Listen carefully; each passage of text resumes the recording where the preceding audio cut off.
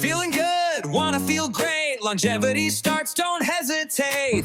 Too much noise, what do you choose? Trendy hacks, conflicting news. Skip the myths, come hear what's true. From world-class experts straight to you. First and third Thursdays, 7 p.m. Science, health, and our team. Brain to heart, from food to rest. Live the talk on living your best.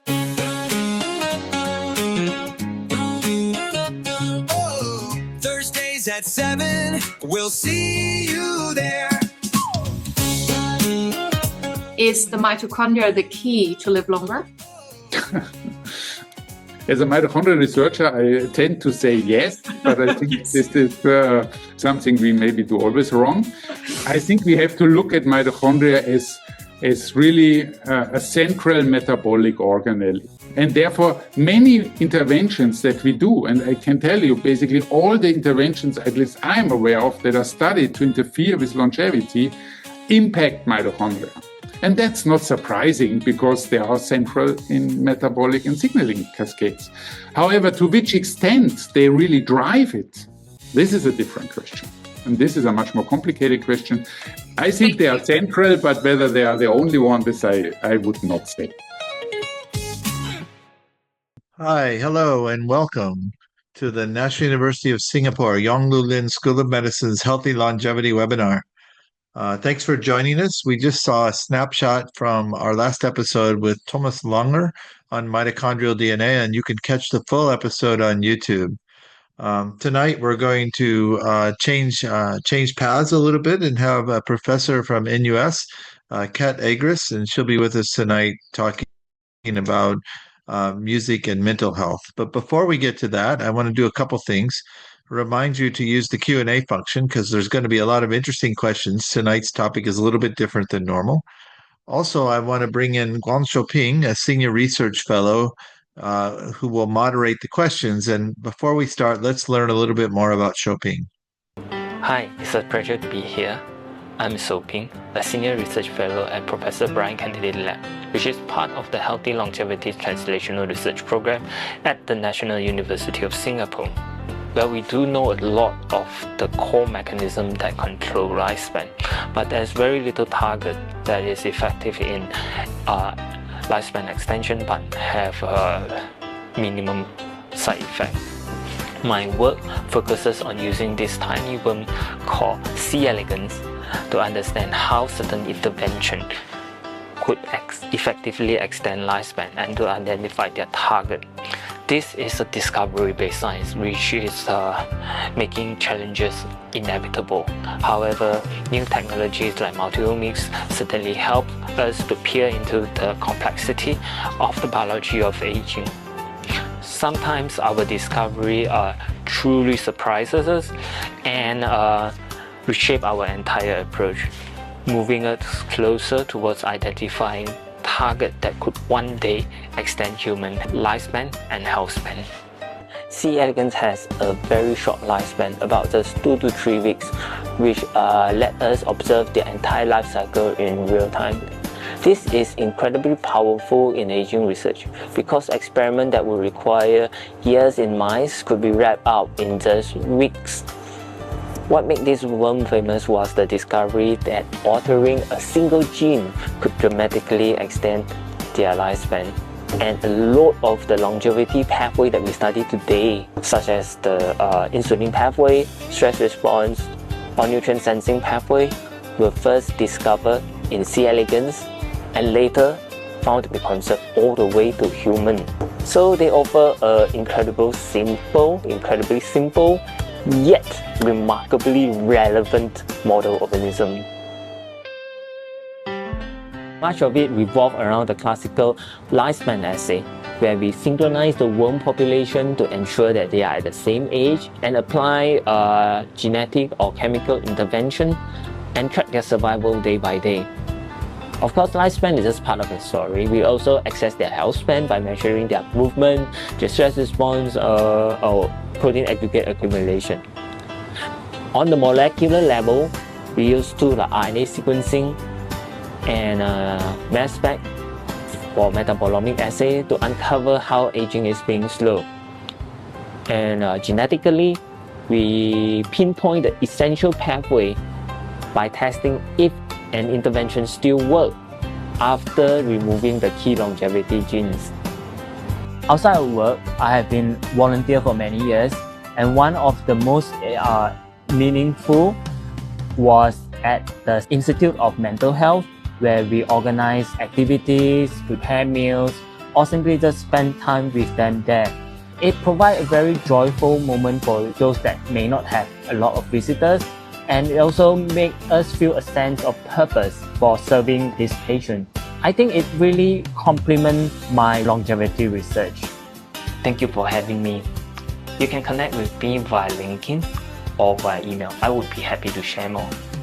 And also, I would be moderating the Q&A session right after this. So please feel free to drop your question in the chat. See you guys. Thank you, Shoping. It's great. I noticed you've gotten a haircut since I saw you last time, so it's a new look for you.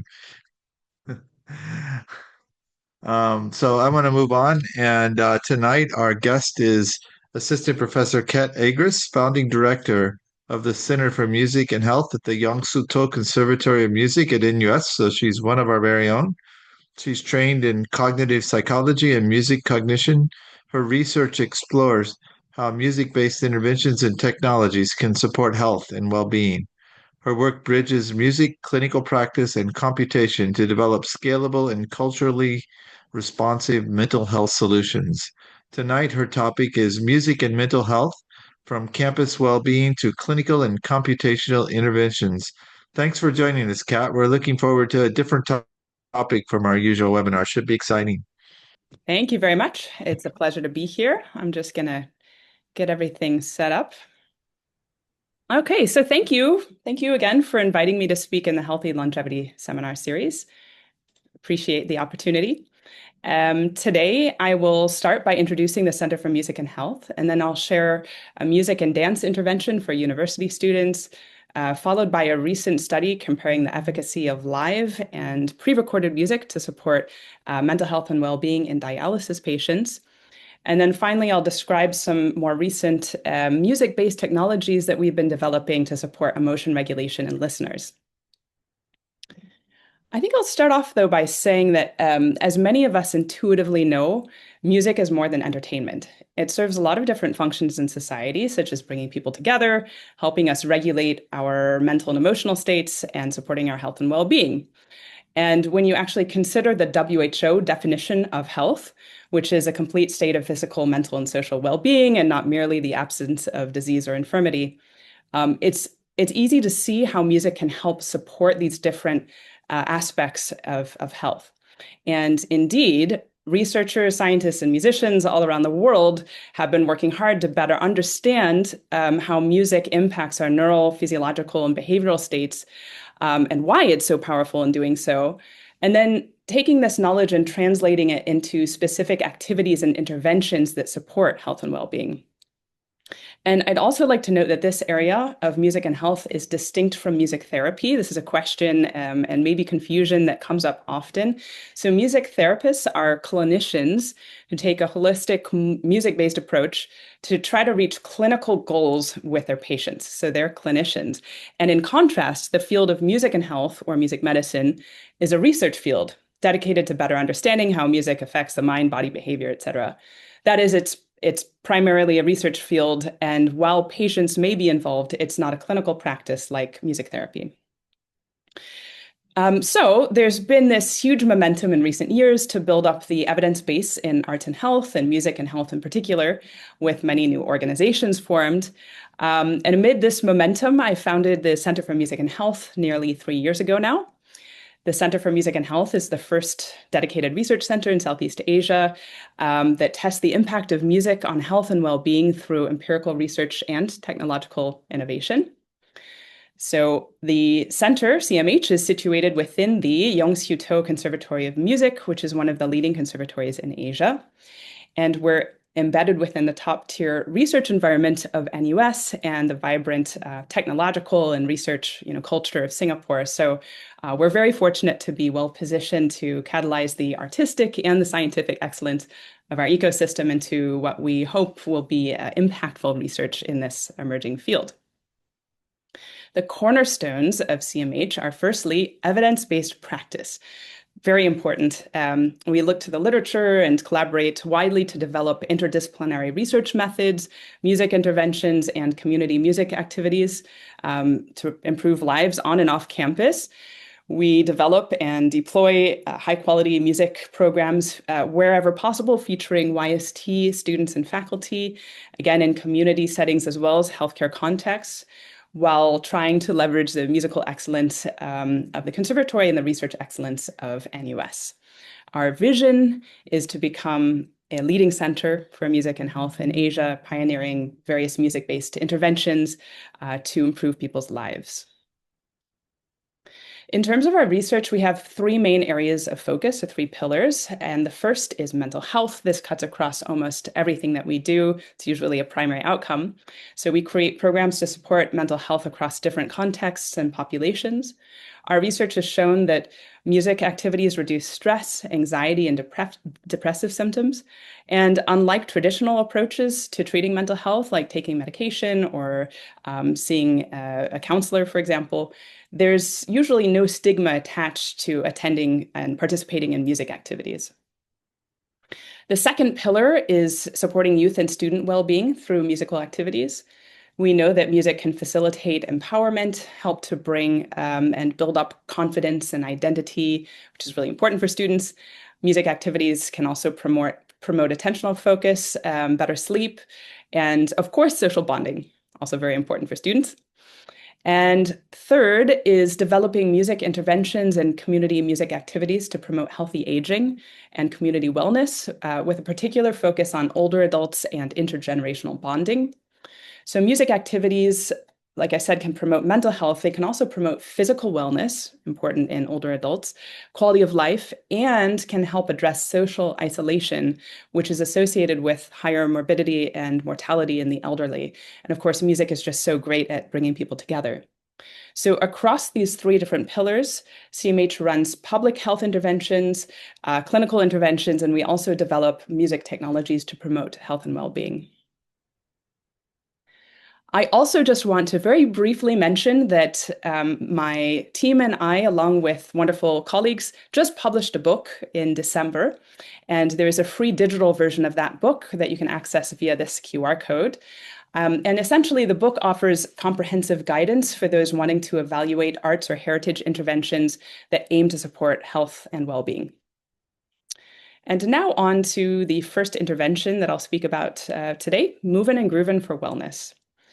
So as a brief background, as many of us know, there are high rates of mental illness around the world, with depression and anxiety soaring in recent years. And while these increases in mental illness have affected populations worldwide, they've been particularly pronounced in young adults. And many university students face significant mental health challenges, and actually the lifetime prevalence the prevalence estimate for common mental disorders among university students is 35%. In other words, about 35% of university students in a pretty large study, so I think this was 19 different colleges in 8 countries, have reported having had at least one common mental disorder at some point in their life before or during university. So that number is pretty high. And unfortunately, in Singapore, the highest incidence of mental illness in the population is basically university student age, between about 18 and 24 years old. And this whole issue is compounded by the pervasive stigma towards mental illness. Unfortunately, more than 3/4 of individuals who have been diagnosed with a mental illness refrain from seeking treatment because of that bias, that stigma associated with getting treated for a mental illness. So to try to address these challenges, especially in the university student population, I developed, with a lot of input from my colleagues, a program called Movin' and Groovin' for Wellness. So this is a group drumming and dancing program with elements of improvisation. It's a fun, engaging, usually about hour and a half long session that's facilitated. I'm an MC normally, and it's facilitated by a professional percussionist, sometimes from the conservatory, as well as a professional dancer. And we bring the students together. They learn about these activities. They practice drumming, learn about creative movement, and then we bring everyone together for an improvisatory element with YST students. So we bring in 2 or 3 conservatory students who have a jam session, essentially a co-creative session of moving and drumming and music at the end, and it's good fun. So we wanted to test the impact of this program. We ran a 10-week randomized controlled trial, and we wanted to assess 3 main aims of this program. So the first was to support students' mental health. In particular, we were interested in whether the program is capable of reducing the depression, anxiety, and stress symptoms of these students. We are also interested in social connection and creative expression, which I think is a really important but often undervalued quality. Okay, so this was a 2-armed randomized parallel group design, and the control group represented life as usual. We recruited 76 NUS students, and those students were randomized into the experimental group, the MGW group, and the control group. And they received 10 weeks of the Movin' and Groovin' for Wellness program. Most of these sessions were about an hour and a half long. And we used a mixed method approach for data collection. So we had quantitative data collection. We used a range of validated scales, which you see on the screen here. And we also had a qualitative component. So we had bespoke surveys, and we also had a focus group discussion at the end after the intervention. In terms of the validated questionnaires, I'll just mention that we used DASS 21, which is the Depression, Anxiety, and Stress Scale, to assess mental health. And we used a WHO QOL scale for quality of life. We also featured a coping scale, experience of creation scale, which is about creativity, creative expression, a networking scale, and a very sort of specific scale called the Brief Music and Mood Regulation Scale, which is about the use of music for mood and emotion regulation. So now to jump to the results, first I'm going to start with within group comparisons, looking at the control group.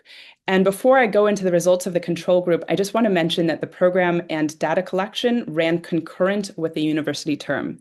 So you can keep that in mind as I go through these results. So unfortunately, the control group, here I'll show on the screen here, saw worse anxiety, depression, and stress scores by week 5, and depression remained worse than baseline at week 10. And by week 10, they also saw a significant decrease in the WHO quality of life physical domain. So their physical wellness declined by week 10. Okay, so not so great for the control group. In comparison, the experimental group had a reduction in stress scores, no decline in mental health, but actually an improvement in mental health by week 10, a significant improvement in psychological wellness and also physical wellness by week 10. Participants reported significantly greater creativity at week 5 as well as week 10 compared to baseline, and they also showed enhanced use of music for emotional experiences. So essentially, while the control group is seeing significant declines in mental health across the board, essentially, as well as physical well-being, the experimental group, those receiving MGW, demonstrated reductions in stress and actually improvements in physical and psychological well-being, as well as enhanced creativity.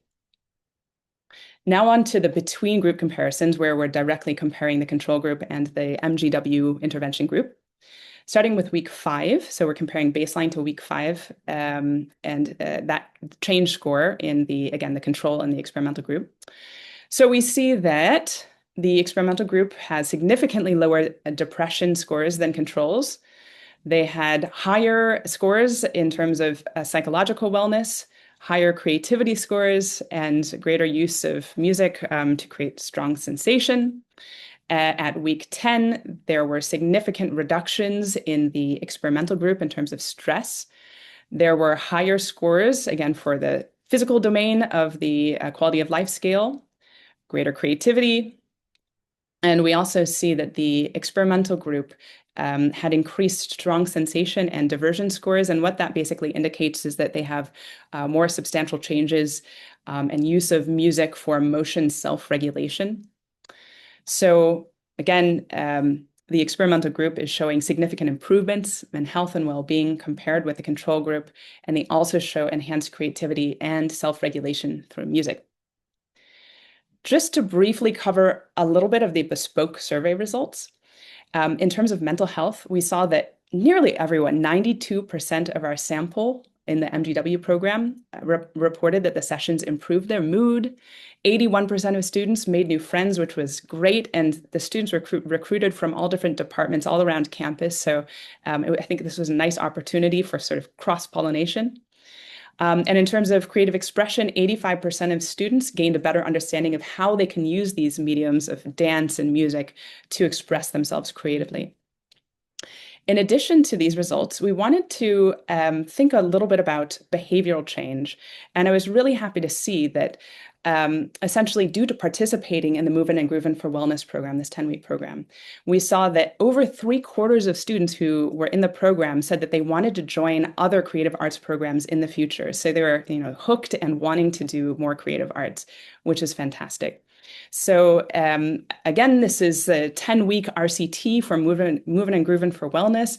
Our intervention showed that MGW has a positive impact on mental health, social connection, and creativity in these students. And we also see some evidence for sustained behavioral changes that came from our bespoke survey, as well as the focus group discussion data. Now to switch gears, now into a recent clinical intervention with dialysis patients, just to provide a little bit of backdrop for this study.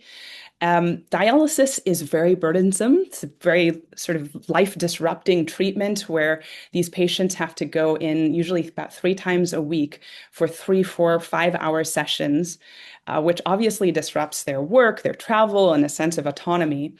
And the sessions are unfortunately associated with pain, itching, and psychological symptoms. So in this population, dialysis patients often have higher rates of anxiety, depression, and reduced quality of life compared to the general population. So cost-effective, non-invasive psychosocial interventions are needed. Cue music. Music interventions are very promising. They're low cost, non-invasive, and both live and pre-recorded approaches have been shown to help reduce pain, anxiety, stress, and improve well-being in various clinical populations. Surprisingly, no music interventions for dialysis patients have actually been conducted in Singapore, to my knowledge, until now.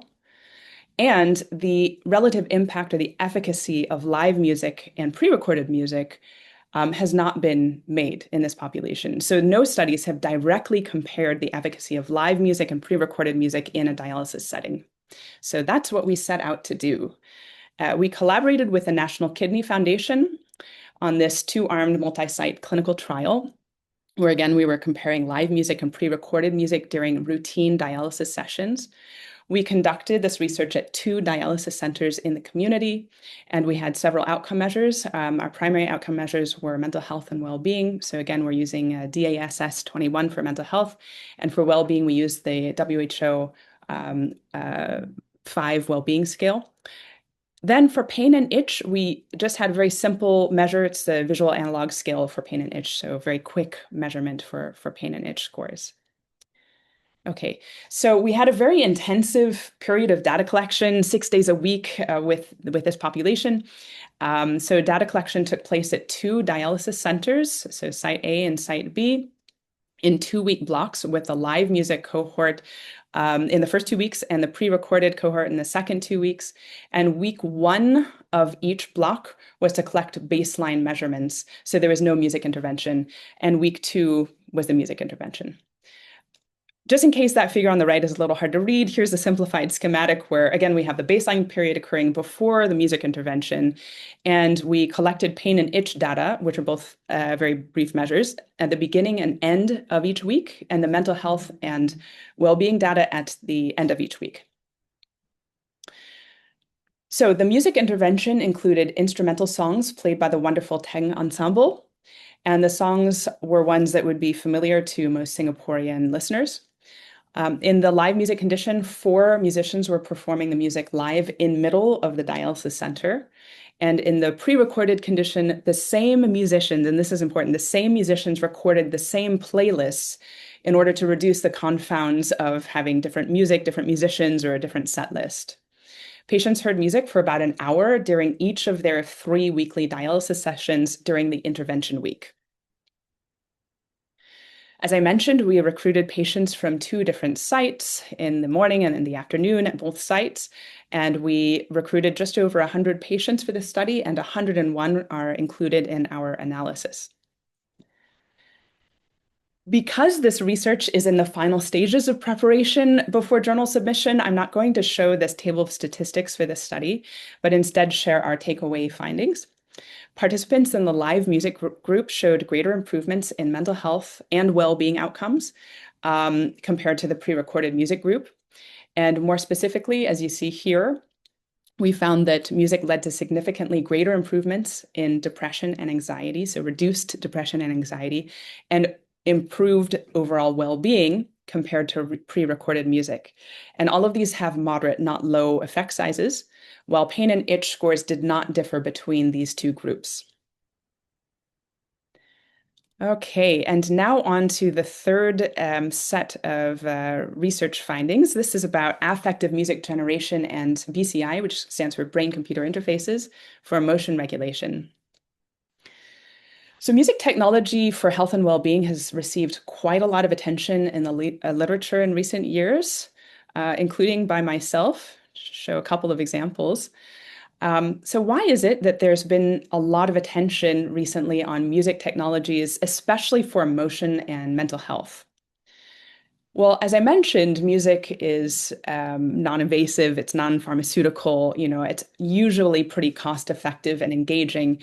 And in this case, it's also particularly effective at helping to support or mediate our emotion states. So actually, one of the primary reasons why people say that they listen to music is to change or enhance their emotions, their mood states. On top of that, music technologies can be individually tailored, to meet individual preferences, and they can be adaptive in real time. I'll talk more about that in a second, but music can actually provide real-time feedback about mental or physiological states. So the premise here is basically that different musical features can lead to differing neural and physiological responses. Automatic music generation systems can then leverage these different combinations of musical features in order to enliven, relax, any other emotions, listeners in real time. So we can have an impact on listeners' emotion states in real time. And those systems, an automatic music generation system, can be embedded into a BCI, a brain-computer interface system, to flexibly generate music in real time based on the listener's brain state. So we're talking about neurofeedback here. And just in case, a BCI, brain-computer interface, is a computational system that enables a bidirectional communication pathway between a wired brain and an external device like a computer. And by wired brain, I just mean one that's hooked up to an EEG system, for example, electroencephalography. Okay, so getting into this first study, this was a proof of concept study led by Stefan Ehrlich. And in this study, we recruited healthy participants, but in the future plan to use a similar type of neurofeedback system for neurological patients and those with mental illness, but this is with healthy adults. So the idea here is that the music generation system can both capture and influence a person's affective state, their emotion state in real time. So I'll just explain a little bit using this figure. So we have the affective music generation system that's creating music in real time. It's stimulating the mind of the listener, inducing emotion. And then during the calibration phase, the EEG is mapped with the music parameters. Once calibration is done, then in the closed loop system, the music will again stimulate the listener, creating affective responses. But this time, the listener's EEG activity, their neural state, is actually driving the music generation system. Right, so the system is sonifying the emotion state of the listener based on their brain activity. And then hopefully the music is also influencing and reinforcing the emotional change that they hope to achieve. So in this pilot study, after calibration on the trials, on every trial, there's a 15-second basically baseline period where a task was assigned to the the participant, and then they had a subsequent 30 seconds modulation task. So what is that task? So the task for the participant was try to make the music sound happy or try to make the music sound more sad. Okay, so the listener has to figure out how to change their brain state, change their mental state in order to make the music sound more happy, because the music sounding more happy will reflect their brain state being in a more happy emotion state. So the whole goal here is to test how well participants are able to gain control over the music feedback, right? By changing, again, their mind. Very briefly, I'll just mention that we have a mapping essentially between arousal and valence and a bunch of musical parameters. Okay, valence is essentially the positivity or negativity of the emotion, the pleasantness or lack thereof of an emotion state, and arousal is the state of activation or energy level of an emotion. So by mapping a set of musical parameters, we can essentially create music to traverse the emotion space. This is a arousal valence state space. So we can move around this state space of, in theory, all possible emotions with this music generation system. I'm going to go straight into the results. Here. Okay, so previous research has shown that beta band power is associated with affective valence, positive emotion states, and that gamma band activity in the brain is associated with processing emotions such as happiness and sadness, as well as emotional intensity. What we found here for the make the music sound happier task, the modulate to happy task, is a significant power decrease in the beta band over frontal areas, and an increase in gamma power over the right hemisphere. But basically, this is a very useful proof of concept that in this study, the majority of the participants were able to change their brain state and modulate the music feedback by self-inducing emotions, right? So again, this is potentially a very useful tool, neurofeedback tool, where the system is sonifying the affective state of the listener in real time and giving them this tool to be able to mediate their emotions using this musical neurofeedback. If you're curious about this work and would like more details, here's the paper. And now I'm just going to mention a few more things before I finish up this talk. We have in recent years been refining a music generation system called Affect Machine. It comes in two flavors, classical and retro pop, which was developed in an interdisciplinary team that I'm leading here at the conservatory. And unlike the previous system in this proof of concept study that I just shared, Affect Machine uses a whole different set of rules. It maps 16 different musical features on arousal and valence. So it's a more sophisticated system musically than the previous automatic music generation system. And again, unlike most music generation systems, it is designed to be capable of interactive real-time music generation. In that way, it can produce music based on the user's input or their neural or physiological signals. So we have actually tested this pretty thoroughly. We have 2 listener studies for validation where we've tested the classical system and the Mandopop, retropop version of the system. And now we have embedded the Affect Machine system into a BCI, and we are analyzing data for that study. If you're curious about Affect Machine and would like to read more, here's 2 papers that have been recently published on Affect Machine work. These are both empirical studies with listeners. And now, just very quickly to end things, I'll show a demo of basically what this is like, what happens when we embed Affect Machine into a BCI system for real-time emotion regulation. So we're going to see in this short clip, we'll hear Affect Machine, and I'm just realizing that I hope the sound works. Someone flag me if the sound isn't working, because I may have not set up the sound settings correctly. But if that's the case, I'll just start the video again. So at any rate, during the video, on the right, we see this arousal valence space that I mentioned, and the colorful dots are they reflect where the listener is in real time based on their brain activity in emotion space. And then on the left, we see their EEG activity scrolling along. Okay, so I'm going to start this video. But probably not making much noise. And in the beginning of the video, we see our wonderful CMH research coordinator who's putting on the EEG band. This is not a research grade band. We'll hear the pop system first, and he's going to try to self-induce sad. Are you able to hear the music?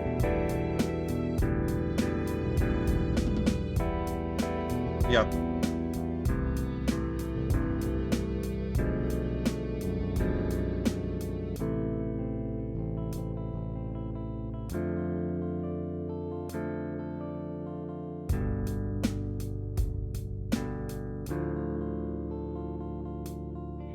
So you should be hearing the characteristics of the music changing depending on where, again, the listener is in this space. Now we'll hear the classical system, and he's trying to reach a happy emotion state.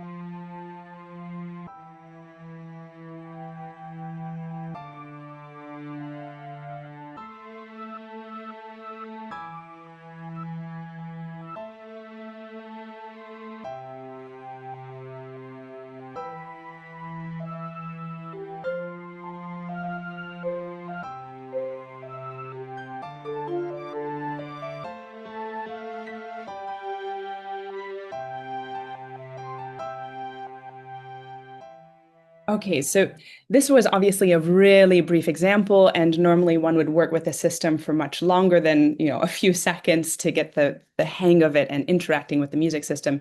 But that gives you an idea of, the nature of this kind of music-based brain-computer interface. So now just to wrap things up, I spoke about the Movin' and Groovin' for Wellness program. We ran a 10-week RCT that led to significant improvements in mental health, as well as social connection and creativity in university students.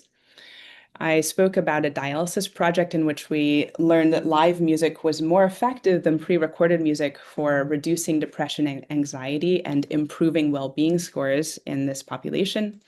And I just spoke about affective music generation and music-based BCI for emotion regulation. Here are a few of the key references from this talk. And of course, thank you to our funders. This is a wide range of different types of research, and so we have several different funders. And many, many thanks to my collaborators, wonderful collaborators, students, research coordinator for CMH, all of the students who helped with the dialysis study and the affect machine study. So I couldn't do this work without all of these wonderful people. And if you have any questions about what I've presented or the Center for Music and Health, I'd be very happy to chat with you, so you can drop me a line. Thanks. Thanks, Kat. That's really interesting, and I just want to let you know ahead of time that there are some shows I know a lot about and some shows I know very little about. So when I ask really naive questions, you need to make me look good, okay? I'll do my best. It won't be hard. All right. One of the things that strikes me is, typically in a clinical trial, we take one intervention, right? And we see like if a drug or if a lifestyle change, like some kind of exercise, has some downstream benefit. And you're taking I'm talking about the moving and grooving study to start with. You're taking this intervention, which is really many things, right? So you're connecting people socially. We know that's good for many aspects of mental health and aging too. They're doing music, they're doing dance, which is exercise, and maybe that's an encouraging them to do more exercise. Can you dissect the benefits out? I mean, or maybe you don't want to. Maybe the holistic nature of it is where the benefits come from. Yeah, actually, we did look into this a bit. And we have some results. Okay, so the nature of this particular version of the Movin' and Groovin' for Wellness program, which actually we've run, I think, about 24 sessions. But this 10-week program, we split the participants into two groups in the MGW program, and half of them did the drumming part first, and half of them did the dance, learning, creative expression learning first. And so we were actually able to ask them questions at the 5-week mark about, their experience and, how they viewed that particular creative exercise. So in our paper, which was published last year in BMC Public Health, we do have a bit of information about sort of the different affordances, I would say, of the music component and the dance component. And the paper will be able to tell you many more details than I can probably remember right now. But yeah, we saw some differences in terms of, for example, the dancing, I think, led to more enlivenment and a slightly higher joyful scores, although music was also quite high. Let's see, we also saw that, and this was interesting for me. I wasn't sure if students would be very shy in the dancing component or love it. And they did all, I think in the first 1 or 2 weeks, there was some feeling of being awkward, and that just faded away quite quickly. And then we saw that almost all of the students who did the dancing component reported feeling closer to those around them. So more connected to those around them, which I thought was quite interesting, because we know from the literature in music that that basically synchronizing with others, playing rhythmically in time with others, leads to increased affiliation, a sense of like bonding and camaraderie with someone else. So I thought it was interesting that we saw even more pronounced effects with dancing. I think the groups were pretty similar in terms of creative expression, so students were able to benefit from both. And I hear what you're saying. Normally, I too would choose one intervention to feature in a study like this, but I thought that, just as, so I'm a musician, I'm a cellist, and just as I love music, someone else could love visual arts just as much, or someone else could love dance, and so I thought maybe it's a nice idea to include a few different, flavors of participatory arts to just potentially have more benefits, bring people in, let these students enjoy something that they really just naturally are drawn to. I was thinking of the shyness element of it too, because it's like getting me to dance without alcohol is, I'm willing to do it now, but then I'm not sure when I was a student. And so, I think confidence, maybe it builds confidence as well, which is hard to measure, but could underlie a lot of the benefits. Yeah, absolutely. Absolutely. I think it did. And this came up a little bit in the focus group discussion data too. Um, so is the social bonding component of it is also clearly important, right? So, I mean, if you put people in a room and had them talk to each other and as a control and didn't do the music and the dance, you might be able to create some of that social bonding without some of the other benefits. Although maybe it would affect the bonding too. I'm wondering, as a control, what would you expect that to happen? I mean, because there are studies like that with aging population. You get people together and you have them communicate and share experiences, and sometimes there's benefits that come from those kinds of trials too. So here you're adding on top of that the music and dance, and of course that could enhance the social bonding as well. I'm just wondering how you would think about those two different kinds of things. Yeah, no, it's a very good question. And we don't always have this sort of life as usual control, but in that study, we did want to have we wanted to have that just to have a sense of the changing mental health on campus, a sense of what was going on over the course of term. But yeah, absolutely. I mean, I can just point to, findings from the literature as well here that music gives you benefits above and beyond just bringing people together. And there's various reasons for that. So work from Daisy Fancourt and colleagues and honestly, many others has shown that indeed, when you add music into the mix, you're increasing that sense of bonding and affiliation. And there's many reasons why this happens. You're getting people to, work on a shared goal, something in common, right? Creating something together, co-creation. Sometimes if it's, for example, the dance situation and that you're moving in time with others, then you're synchronizing, you're in training to the beat, right? And that tends to lead to increased affiliation as well. So yeah, the literature tells us that indeed music does more. It does help to improve social bonding than just bringing people. I would disrupt the whole study because I can never get synchronized to anything. And so I would be like I should be like the negative control. I'm joking. I think it's really interesting. Um, yeah, I was wondering about this different kinds of music, right? Because, different people, different cultures grow up with different kinds of music. How much does familiarity to the music help, and can you measure that?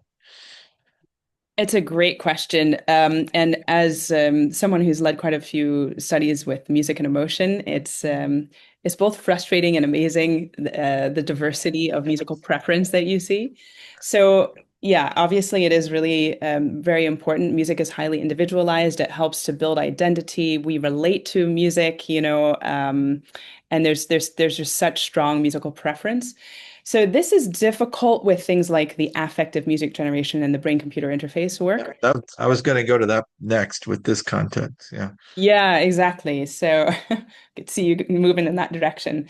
Um, yeah, so I mean, I would say that, okay, first of all, the reason that we developed two music generation systems, two flavors, as I said, is so that we could try to match preferences a little bit more. So the instrumentation of the classical is different than the instrumentation of the pop music system. Um, and yeah, I mean, it absolutely does make a difference. I think in certain studies, you have to be really careful to not impose music on people that they don't want to hear, because then you will not find, it won't work as well. That said, there are generally correlations, let's say associations between certain musical features and certain emotional reactions. For example, it is very common for music that's upbeat to have a faster tempo, to be in a major key, to maybe be in a higher pitch register. There are all of these different characteristics of the music that you tend to see across cultures. Likewise, sad music across cultures tends to be slower, have more slow vibrato, like moi, moi, moi kind of vibrato, and glissandos. They're just a different set of musical features, basically. So obviously, musical preference is important, genre is important, but we can kind of try to decode what's going on in different types of music, right? And that's what we use as our sort of premise for building these affective music generation systems. In our case, though, I should say I presented a probabilistic rule-based system, and these days there's a lot of AI-based approaches. I didn't get into this in the talk, but the reason for using a rule-based system is that we can hand create these rules. So I worked in an interdisciplinary team with composers, and I have a background in cognitive science and music cognition. So we had an engineer, so we all worked together to try to put together a very tailored system that we thought would be effective. Also, AI-based systems cannot generate, it's very difficult to find systems that can generate in real time. So rule-based systems can generate flexibly based on the neural state of the listener. Big challenge with AI that we run into, we do AI a lot in the lab, is we get some result and explainability is really difficult. So when something unexpected happens, you then that triggers a lot of brain power to try to figure out why the AI is making this prediction. And so, Definitely. yeah, and Black it can box. have its challenges. Yeah. Um, I do you imagine the effective approach as a translational approach? Can you see people like having something in their house that will like affect their mood state? I mean, I can imagine this trying to, make them happier, but I can also imagine that like helping them sleep or reducing their Definitely. stress or a whole range of other emotions that would be good for aging. Yeah, absolutely. So, I mean, first of all, I would say people are already doing this. A lot of people use music intentionally for emotion regulation, or Yeah, sleep, So to some extent, I think a lot of people use this as a hack in daily life. sure. Yeah, and like I said, one of in fact, I think it's normally the primary reported reason for listening to music is to change or enhance emotion states.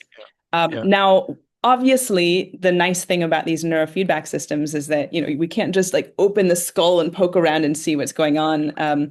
So it's really useful to try to figure out, how do I get myself into this desired, target emotion state. So I want to feel more joyful. Maybe just thinking about happy memories isn't enough. Maybe I need to try some things and work with the system.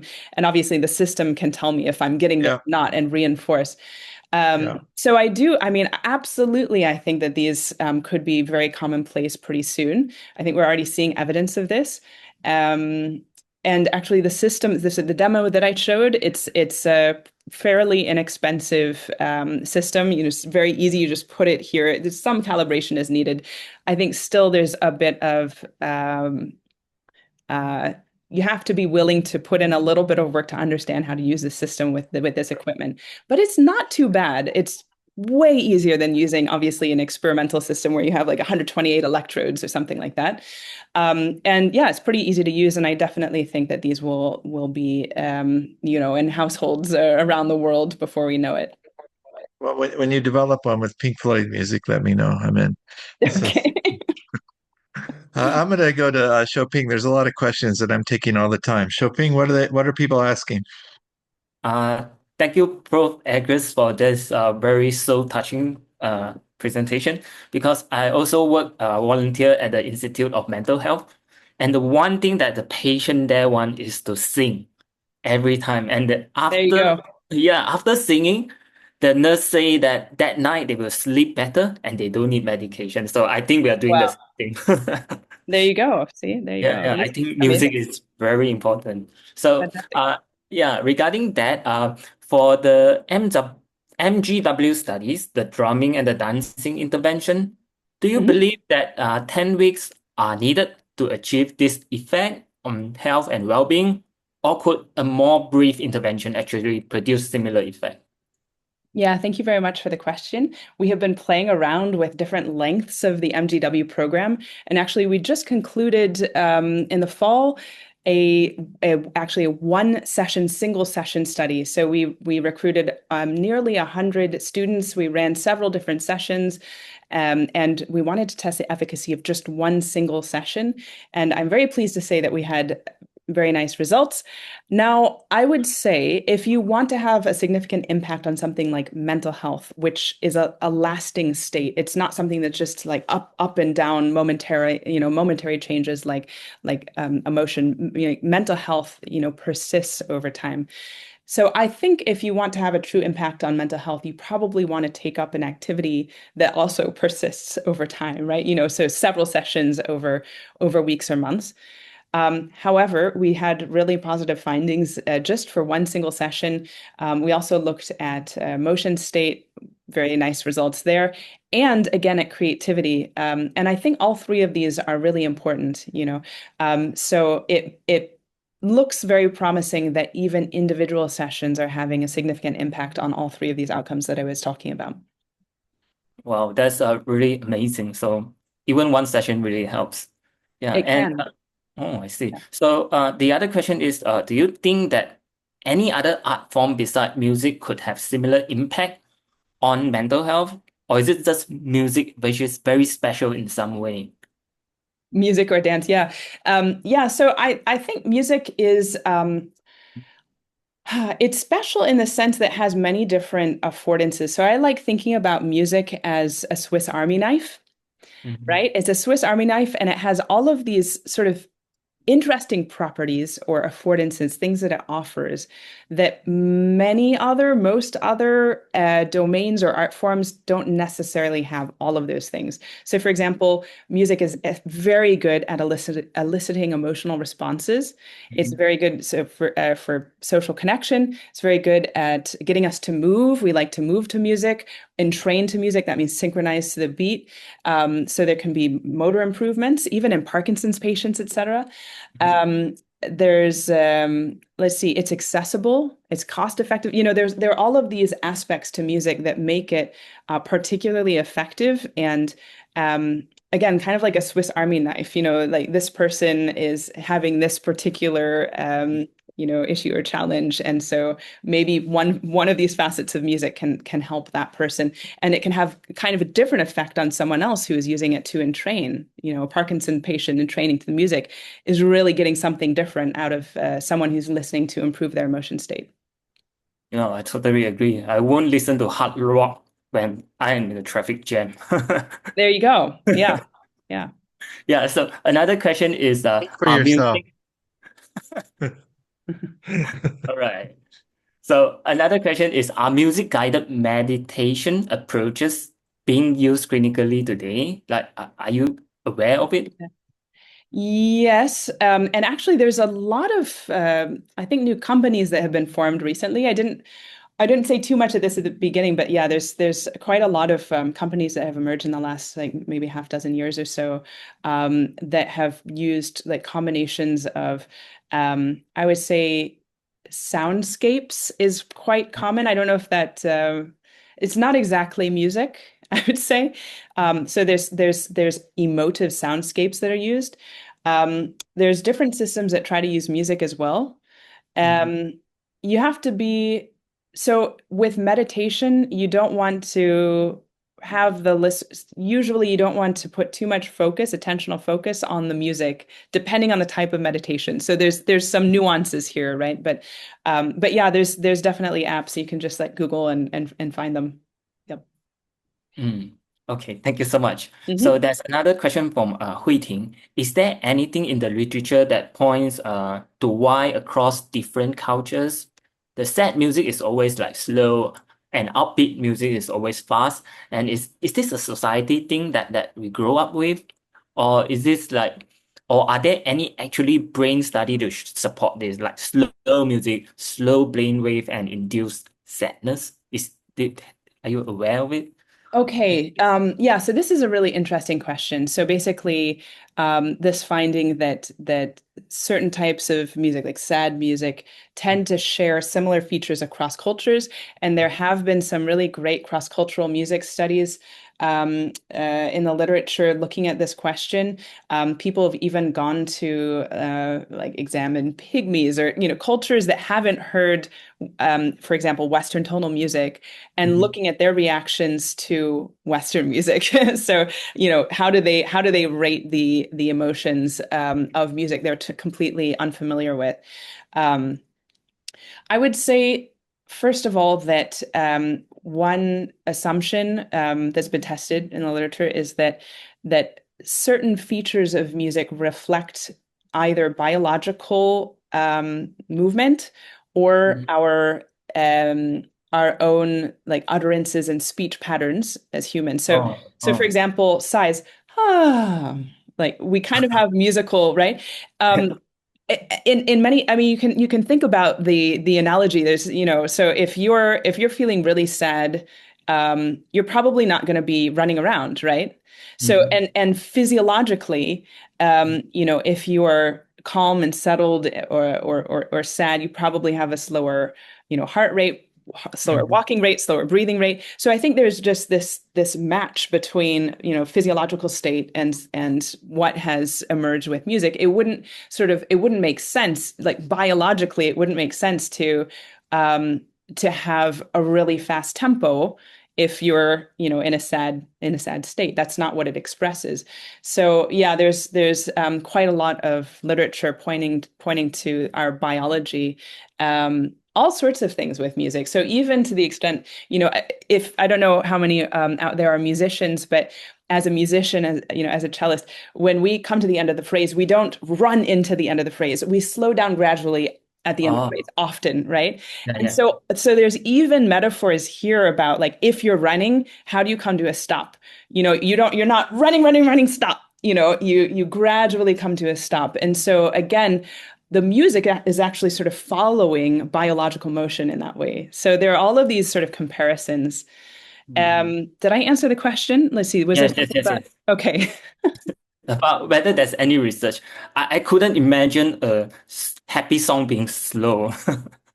Yeah. Yeah, yeah. It would just it wouldn't be congruent. Another question is that conceptually, is there any difference in the effect of music with lyrics and without the lyrics? I think it's about vocal. Uh, Mm. Yes. Okay. So I am not a researcher who looks into the effect of lyrics, but absolutely lyrics have an impact. I mean, of course. So I normally study the other aspects of the music, like pitch and rhythm, but um, yes, music can, I mean, of course has an impact. The lyrics, of course, have an impact on mood states, identity. There's been research into how negative lyrics can actually have pretty negative effects on behavior, like lack of coping or poor coping mechanisms and asocial behavior, all sorts of things like that. So yeah, definitely the lyrics make a difference. Yeah. Okay, so maybe one last question. The question is, Yep. bell, smell, and health are traditional way to wake neurosurgical patient with pathology like a traumatic brain disease or subarachnoid hemorrhage from aneurysm rupture, for example. Is there any music therapy for this group of near vegetative group? This is very clinical question of population to help potential recovery. What was it? Smells bells. Okay. Hell, have you heard of it? Maybe just yeah. Interesting. Okay. Yeah. Okay, so basically the question is about how music-based approaches or music therapy can help patients in a vegetative state, like locked-in syndrome or something like this. Definitely. In fact, I believe there's a famous music therapist named Wendy McGee who I believe works with patients like this who are minimally responsive. And absolutely. So in this case, again, this is with music therapists I'm talking about. Music therapists, sit there, they learn about the patient, they sit there with the patient and they play music and they're looking for any sort of change in signal. It depends on whether, if the patient is really pretty much totally non-responsive, then they can be looking at changes in physiological signals. So they'll see if the heart rate is decreasing, they'll see if the breathing rate settles down, so I mean, that's the information that they have to go on, right? I think this question may have been asking about enlivening patients, like after a procedure, or maybe just in general, I don't know. But I think the same premise holds where a music therapist or, someone offering a music intervention will just sort of monitor that patient's state and adapt, the music to the individual in real time to try to get achieve the clinical goal. Yeah, for potential recovery. Yeah, thank you so much. Well, thanks, Xiaoping, and thanks, Kat. That was really interesting. I'm glad we did this. It's nice to go in a little bit of a departure from molecular biology. There's a lot of different ways to help people, and this is exciting. Thanks a lot. Absolutely. My pleasure. Thank you. I have a lot of program promotions to talk about. First, we have a joint grant call with the Luminex Multiplexing Innovation Awards. Some of you received an email about the Luminex Awards. This is a joint grant call between the Healthy Longevity Translational Program Stem Cell Core Facility and Thermo Fisher. You can win up to one of 5 awards, offering up to 10 Analyte custom kits for 40 samples with specialized core facility Luminex multiplexing support. Scan the QR code. There's more information. Application deadline February 26th. We also have the Healthy Longevity Intensive course coming up. This is for healthcare professionals, and it's happening on February 23rd to 25th of this month. And then we have a related Unlock Healthy Longevity Conference. Sorry. This is on supplements and repurposed drugs, and it follows the intensive course on February 26th and 27th. So if you're really excited, you can maybe do both. Our next Healthy Longevity webinar will be on February 19th, and this will be the CEO and co-founder of Aura, which Ben Blue. The Aura Biomedical is a high-throughput longevity screening and drug discovery platform. I work or helped found this company, and so I'll be talking to Ben about that. Should be interesting. Here's a teaser for our next episode, and I'm looking forward to seeing you soon. Thanks for joining the show. Hi, I'm Max, a research fellow at the Center for Healthy Longevity at the National University of Singapore. I work on one question: what controls maximum lifespan and how can we change it?